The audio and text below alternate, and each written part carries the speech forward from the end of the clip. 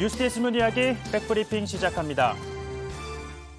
첫 번째 브리핑, 귀엽고 화끈해서입니다. 국민의힘 윤석열 대선 후보가 어제 서울대에서 학생들을 만났죠. 한 학생으로부터 이런 질문을 받습니다.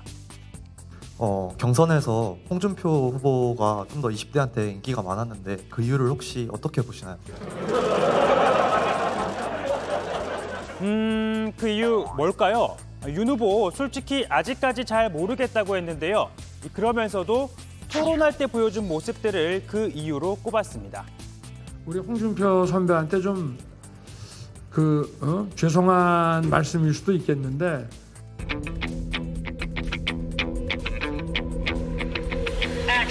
굉장히 귀여운 데가 있어요. 이렇게 화끈하게 이렇게 치고 나가는 모습, 그런 것이 우리 청년 세대에게는 좀 탁 트이는 그런 이런 기분을 주지 않았을까. 그러니까 홍 의원이 귀엽고 화끈해서 2030 세대에게 인기를 얻었다고 본 건데요. 이에 대해 홍 의원 딱 4글자로 답했습니다. 버릇 없다. 불쾌하다 이겁니다. 우선 나이로 보자면 1954년생인 홍 의원이 윤 후보보다 6살이 많고 사법연수원도 14기로 윤 후보보다 9년 선배입니다. 이런 차이 때문에 홍 의원 불쾌했던 걸까요? 자, 아무튼 이날 행사가 끝나고 윤 후보는 젊은이들이 모인 신림동 순대타운을 찾아갔습니다. 윤 후보를 만난 젊은이들 어땠을까요? 우와, 영광이에요. 윤석열 후보. 아니, 저 괜찮아요. 준석이 형도 같이 와요. 준석이 형 같이 와야죠. 나도 같이 가거든요, 여기. 자. 이준석 대표의 제안으로 당초 일정에 없던 깜짝 행보였는데 상대적으로 지지도가 낮은 청년층 속으로 녹아들기 위한 차원으로 풀이됩니다. 자, 아무튼 대선 후보들께 감히 말씀드리자면 귀엽거나 또 화끈하지 않아도 2030과 소통할 수 있는 방법 많습니다. 그 방법 중에 하나, 일단은 우리 청년들이 체감하는 문제가 뭔지 그 목소리를 진지하게 듣는 시간, 이것부터 좀 많이 만들어 보면 어떨까 싶네요. 다음 브리핑, 제명학입니다. 요즘 민주당 내에서 유행하는 학문이라고 하는데요. 이 재경학, 재정학을 잘못 쓴 거 아니냐고요? 제명학이 맞습니다.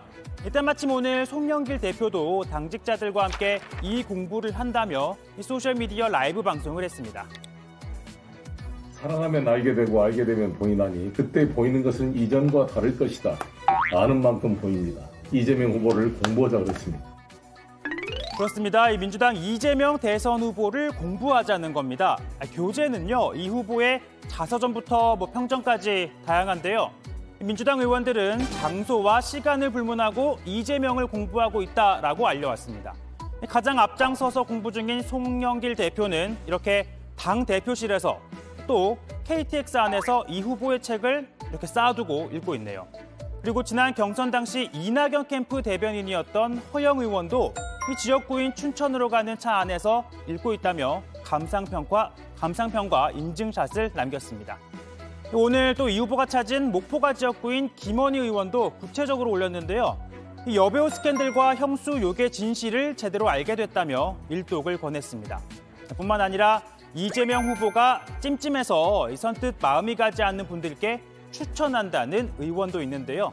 그러니까 요약을 하자면 이 책들을 읽으면 이재명의 진면모를 알 수 있다, 이런 겁니다. 그런데 세상 모든 주장엔 또 찬반이 있죠. 여권의 까칠한 진중권 전 교수도 공부 한번 해보겠다라고 했는데 보시는 것처럼 앞선 감상평과는 포인트가 다릅니다. 각종 의혹들을 공부해 봐야 한다며 오히려 여권의 이재명 공부하기 움직임을 비판한 겁니다. 물론 여기에 대해선 이렇게 반발도 나왔습니다. 모 교수가 또 이상한 비틀린 소리를 하던데 누구를 찬양하고 이런 게 아니라 유권자인 국민이 나라를 위해서 5년 동안 일할 일꾼을 뽑는데 당연히 공부하는 것은 필요하다고 생각이 듭니다. 자, 보신 것처럼 이런저런 논쟁 벌써 많은데요. 그런데 누가 뭐래도 각자 후보에 대해 공부하고 또 고민해서 현명한 선택하시길 바랍니다. 바로 여기에서 나오는 게 이 유권자의 힘일 테니까요. 오늘 백브리핑은 여기까지입니다.